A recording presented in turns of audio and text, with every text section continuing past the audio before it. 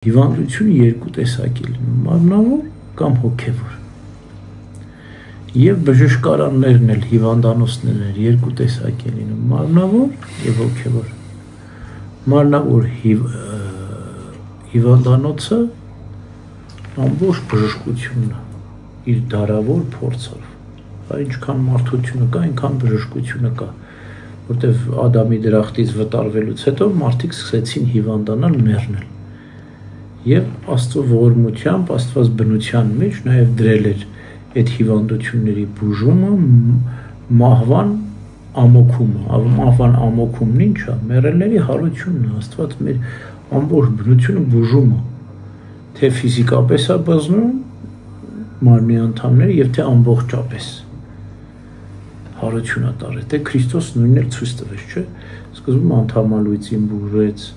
հետո կույրին, կաղերին, հաշմանդամներին, մեռելներին հարություն տվեց եւ համընդհանուր հարության ժամանակ ամբողջ բնությունը պիտի հարություն ունի։ Ուրեմն սա մարմնավորի մասին է խոսքը։ Մարմնավոր բուժումը հիվանդանոցներում է կատարվում բժիշկների հսկողության ներքո, հա։ Այստեղ հարցը բժշկի լավ կամ վատ լինի, հարցը այդ համակարգն է, փառք Աստծո, իմ բժշկություն բավականին առաջ է գնացել, հա։ Շատ հիվանդություններ, որ չէին բուժում, հիմա բուժվում են։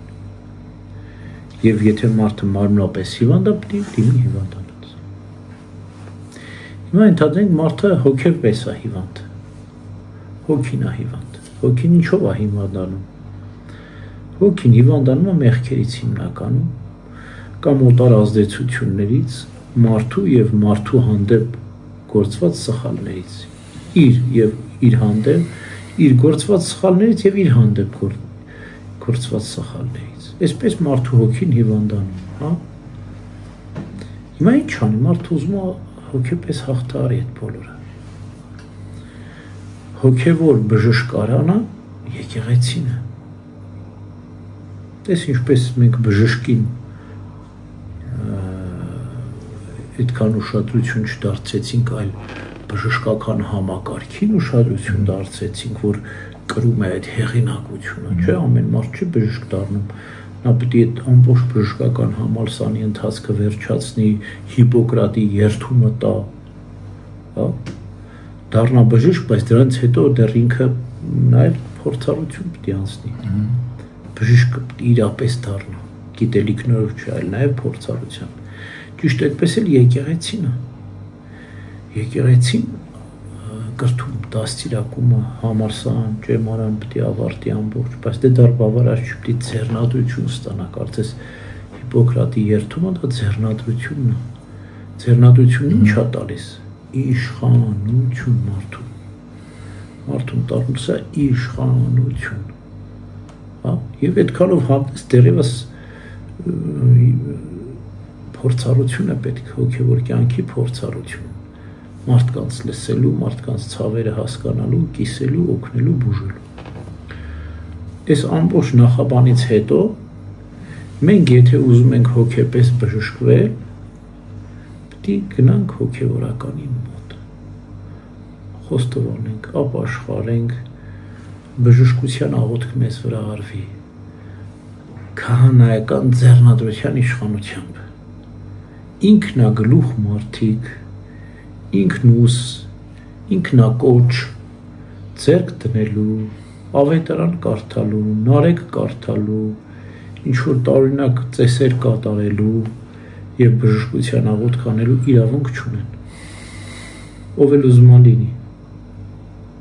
Հա։ Եկեղեցին է այս ամբողջը կարգավորում, եթե մենք ուզում ենք իրապես օգնություն ստանալ, թող մեր ցանկությամբ լինի, որ հոգևորականի մոտ ուզում ենք գնանք, նա մոտ գնանք, որ մեր սիրտը, մեր հոգին, մենք իմանանք, որ բոլոր հոգևորականները ձեռնադրությամբ իշխանություն ունեն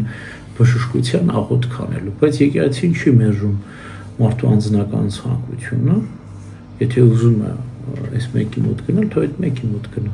Հոգևորականի։ Հա, հոգևորականի մասն է խոսքը, բայց եկեղեցուց դուրս, եթե բժշկություն է ուզում, չի կարող։ Հոգևոր բժշկության։ Հոգևոր բժշկության մասն է, անգամ մարմնավոր, դե գիտենք, որ Աստված Տես Քրիստոսը բժիշկներին չէր մերժում, որտեղ իր աշակերտներից մեկը Ղուկասը բժիշկ էր, մասնագիտությամբ չէր մերժում բժշկությունը, բայց ինքն էլ էր բուժում, աղոթքով էր բուժում, մարդը երկու ճանապարհով չէ բուժում, աղոթքով, Աստծո ողորմությամբ եւ բժշկական հմտությամբ։ Երկուսն էլ ընդունելի են, եթե ճիշտ սահմանի, ճիշտ օրենքով, կարգով են։ Հայր Սուրբյան, այդ դեպքում ում հարց առաջանում, այդ մարդը ինչ իշխանությամբ ու ոնց է լինում առհասարակ այդ ամեն ինչը, որ լիքը վկայություններով մի քիչ համ հարց եմ տալի, համ այդ հարցից ես ներվում եմ, հենց ուղղակի ոնց որ իրոք այդ հարցը կա էլ ընկերոջ։ Դուք հիշում եք Կաշպիրովսկուն, դա դուք չեք տեսել սովետի։ Ամբողջ խորհրդային միությունը 300 միլիոն մարդ նստում էր հեռուստացույցների առջև,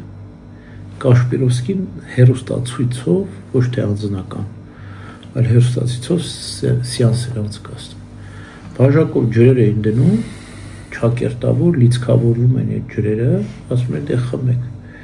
Սպիտակ մազերը սևացնում էր։ Քաղցկեղ էր բուժում, չգիտեմ ինչ էր անում, ինչեր էր անում։ Եվ ինչ տեղ ունեցավ վերջում, այդ բոլոր մարդիկ եւ դիվահարվեցին, մեծ մասը ավելի ծանր վիճակներում էր։ Դա արերևույթ արտաքին։ Գիտեք, մարդը ներշնչանքի արդյունքում ինչ է կարող մարդու հետ կատարվի։ Տեսել եք այդ հիպնոզներին, որ տանում են, ասում են դրամը դնում է ձեռի վրա, ասում է վառում է ձեռը։ Եթե դու հավատացիր, բարձր տեսնում ես վառվել է ձեռը։ Ոնց ալնում է դի։ Ներշնչանքի արդյունք է։ Իսկ կարելի է ասել, որ այդ նույն ներշնչանքի արդյունքում էլ լավ բաները մեր հետ լինում, որի որ մենք հավատում ենք։ Չէ, հավատքը դա ներշնչանքի արդյունք չի։ Դա տեսեք հիմա հետաքրքիր տարբերություն ձեզ ասեմ։ Քրիստոս երբ որ իրեն մոտ են գալիս,